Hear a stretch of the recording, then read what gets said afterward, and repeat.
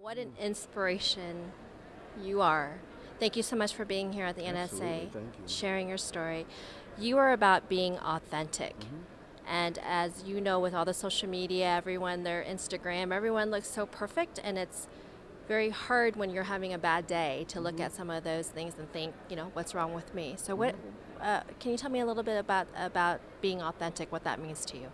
A quote I came across recently, I believe it was Kurt Cobain's, and he said, "I'd rather you hate me as me being myself than you love me being someone else."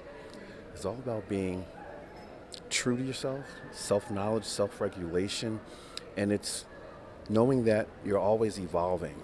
See, a painting is authentic, jewelry is authentic, a rug is authentic. It's never going to change. It's authentic, but as individuals, we evolve, and every day we get a chance to become again. So that's how I describe authenticity, getting a chance to become every single day and know that we're always evolving and changing. We go through so much stuff. I like to say when things go wrong, don't go with them. We give meaning and definition to occurrences in life rather than just saying, oh, she didn't speak to me. Not, why didn't she speak to me? What did I do wrong? No, she just didn't speak to you. Don't get power and meaning to it. So when you're being authentic, every day you're being the best possible you can be. And I like to describe authenticity also as more or less, not either or. People say authentic or inauthentic. I say degrees of authenticity. You're either more authentic in this moment or less authentic in that moment, because we're constantly changing. Because we may be in a workforce, in a relationship where being our true self might be a risk. It might mean the end of employment, the end of a relationship. So maybe that day you wasn't as authentic with your partner as you could be. But if you're holding that truth, you're not living. You're existing, moving toward dying. And as speakers, people are on every word we say. With all this technology, if we say research says, they'll fact check us in a heartbeat. And if we do share our truth and it's not what people want to hear, now you're talking about being canceled because of this cancel culture. But I want to go to bed every night knowing that I did my best to be as authentic as a speaker, as a man, as a person that I can be. And that's what I talked about a little today. So how did you come into speaking and really realizing that this was your calling? 14 years in corporate, the last 7 years in human resources training and development, and people would say, you should be a speaker, you should write your own book, you should be a speaker. Corporate is too small for you, you need to be bigger, your own company.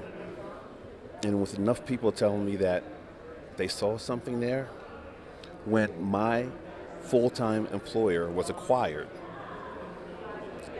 I had a chance to work with a new organization or to get a severance and start my own company. And I was VP at the time. I took that risk.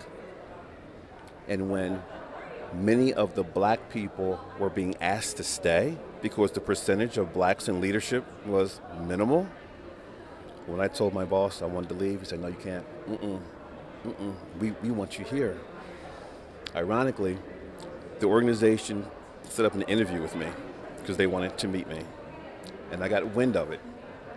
I took the day off. The next day I come into work, my boss said, listen, whatever's on your calendar today, 9 o'clock, cancel it. I said, why? The organization came in, they saw your office, all the posters, all the energy, they felt you. They said, they're going to spend the night and come in and interview you today. Now, being in HR, I know interviewing tips and tricks. The person who talks the most learns the least. So I decided I was going to interview them. 90 minutes went by. Oh my gosh, we didn't get to talk to you about it, but we had a flight to catch. Like, darn. 6 months salary, 6 months benefits, severance. Worked for 3 consulting firms for 4 years, and then in 2002, started my own business. And it's 21, I'm still here.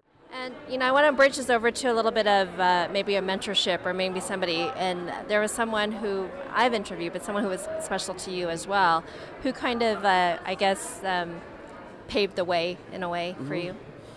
That would be Mamie Brown's baby boy, Leslie Calvin Brown. Back in the late 90s, when I was considering starting my own, I said, I want to be the next Les Brown. I want to be the next Les Brown. Over time, I realized that people and speakers and audience members don't want the next. No. They want the first. Sure. I was losing myself in Les's magic, listening to his videos, his cassettes, watching on PBS specials, all that. I had to go on a 3-year Les Brown diet where I didn't watch, read, none of that stuff until I found me. Ironically, as I was writing my first book, my employer wanted to go see Les, take him out to lunch, asked me did I want to go along with my employer, my client, and I joined them for lunch. And they had their conversation the entire time, and I was just listening. And then finally Les looked at me. So how you doing, James Smith? How can I help you? And I said, you can write the foreword for my first book. I'm working on it now. But please don't tell me you're going to do it and don't do it. Can you commit to that? Absolutely, it'll get done. Needless to say, the day before it went to print, it got done. He called me, said, listen, I'm going to call you back. Don't answer. I'm going to leave you a message. I'm going to leave you your foreword. And it was masterful. It was as if he prepped for years to do it. That's how masterful it was. I love Mr. Les Brown, and I love you. If there was a success message, words of encouragement, inspiration to the speakers or to anyone right now who's needing a hand up, boost up to pursue their dreams, pursue their goals, what would you say to them? Several things. Number one, get out of your own way.